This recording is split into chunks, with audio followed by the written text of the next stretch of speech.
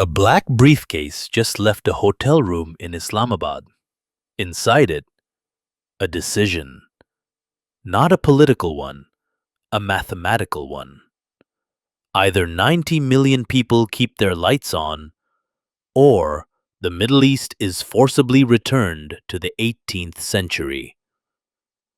But here is the detail they are scrubbing from the news. The man who carried that briefcase wanted them to say no. In exactly 48 hours, your life is about to get very, very expensive. And you won't even see the spark that starts the fire. Stop looking at the war maps. Look at your bank account. You think this is a story about a desert war? It isn't. This is about the Stone Age Doctrine. It's a classified plan to uninvent a modern superpower. And because 20% of the world's energy flows through a single, narrow door, you are already standing in the blast zone. 21 hours. That's how long the JD Vance delegation sat across from the Iranians. No cameras, no handshakes.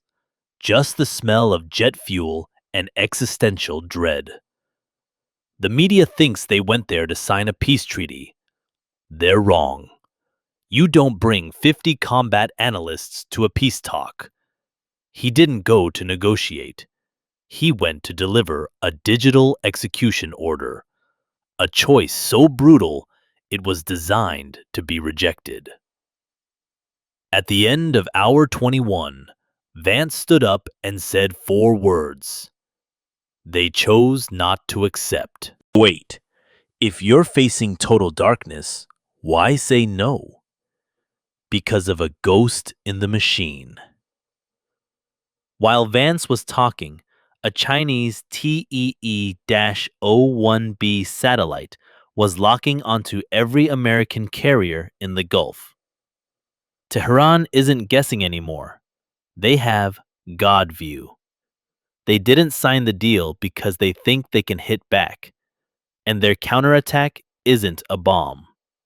It's a tax. Look at the 15-point doctrine. It's an eviction notice for civilization. Point 1. The physical demolition of every nuclear site. Not a freeze, a wrecking ball. Point 8. The ideological death certificate of the regime.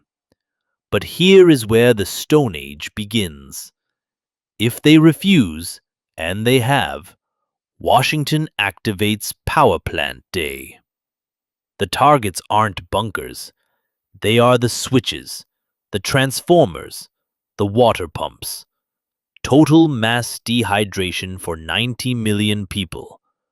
A country where the internet doesn't just go down, it ceases to exist. Do you feel that? That's the sound of the global markets holding their breath. You think your savings are safe because you're in the West? Clause 9 says otherwise. Clause 9. Iran is demanding a $2 million toll for every ship crossing the Strait of Hormuz. Every grain carrier, every oil tanker. Pay Tehran or the world starves. Right now, oil is at $97. But if that toll becomes reality, oil doesn't just rise, the market for it evaporates. Analysts are whispering about $180 a barrel. At $180, your grocery bill doubles overnight. Your 401k? Dust. We are 48 hours away from a global foreclosure. Now, here is the twist that will haunt you.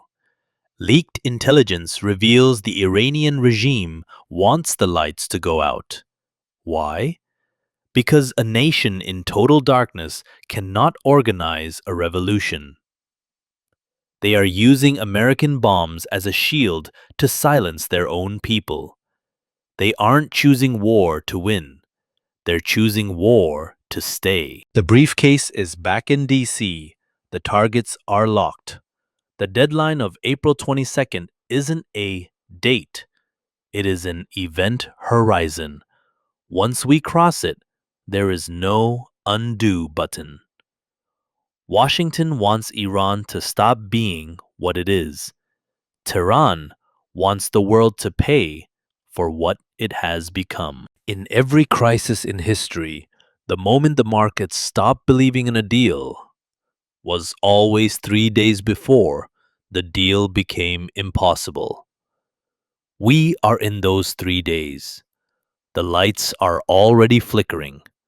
The only question left is, what will you do when they stay off?